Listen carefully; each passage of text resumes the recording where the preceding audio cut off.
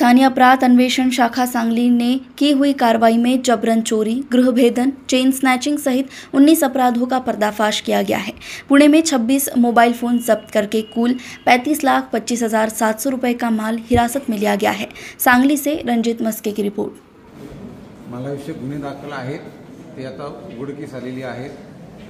यामध्ये 5 chain snatching, 7 घरफोड्या, 2 वाहन चोरी, 2 जबरी चोरी आणि 26 मोबाईल ही पोलीस विभागाने हस्तगत केली। यामध्ये एकूण 9 आरोपी आणि साधारणतः 35,17,400 रुपये इतका किमतीचा मुद्देमाल ही जप्त करण्यात आलेला आहे। ही सर्व गुन्हे वेगवेगळ्या पोलीस स्टेशनला दाखल आहेत। मागील काही दिवसांमध्ये ही दाखल झाली होती। आमच्यासमोर ते आव्हान होतं आणि स्थानिक गुन्हे अन्वेषण शाखा त्याचबरोबर स्थानिक पोलिसांचं गुन्हे प्रकटीकरण पथक यांनी ही चांगली भरीव कामगिरी केली आहे। यामध्ये आम्ही प्रयत्न करत आहोत की जास्तीत जास्त आपल्याकडे हे गुन्हे दाखल होत आहेत ते उघडकीस येतील आणि संपूर्ण 100% मुद्देमाल या गुन्ह्यांमधला आम्हाला हस्तगत करता येईल। तसंच या गुन्ह्यांना आळा घालण्यासाठी आपण सातत्यानं कोमिंग ऑपरेशन करतोय। आरोपींचा जे रेकॉर्डवरचे आरोपी गुन्हेगार आहेत त्यांचे आदानप्रदान आपण करतोय जेणेकरून यांच्यावर आमचं लक्ष राहील आणि सर्व नागरिकांना मी आश्वस्त करतो पोलीस विभाग काम करत आहे।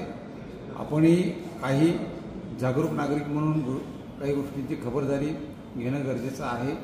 उदाहरणार्थ आपण जास्त दिवस घर बंद करून बाहेर जाणार असाल तर त्याची माहिती स्थानिक पोलीस स्टेशन आणि आपले जे शेजारी आहेत त्यांच्याकडे पण असणं गरजेचं आहे जेणेकरून त्या भागामध्ये आम्ही रात्री जेव्हा गस्त असेल किंवा इतर वेळेला ही पोलीस गस्त चांगल्या पद्धतीने ठेवू।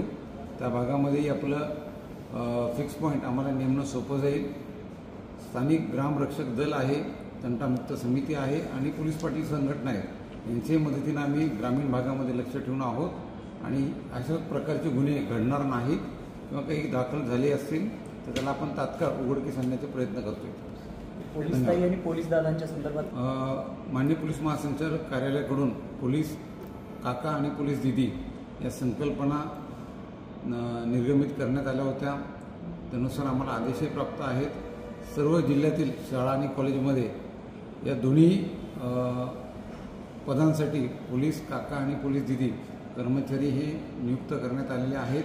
त्यांच्या शाळा कॉलेजला भेटी नियमित स्वरूपात आम्ही ठेवणार आहोत आणि त्यांच्याकडून विद्यार्थ्यांमध्ये सुरक्षिततेची भावना निर्माण व्हावी यासाठी प्रयत्न करणार आहोत।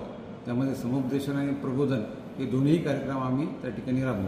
करगणीच्या ठिकाणी करगणीचं जे आटपाडी तालुक्यातलं प्रकरण आहे गुन्हा दाखल करण्यात आला आहे।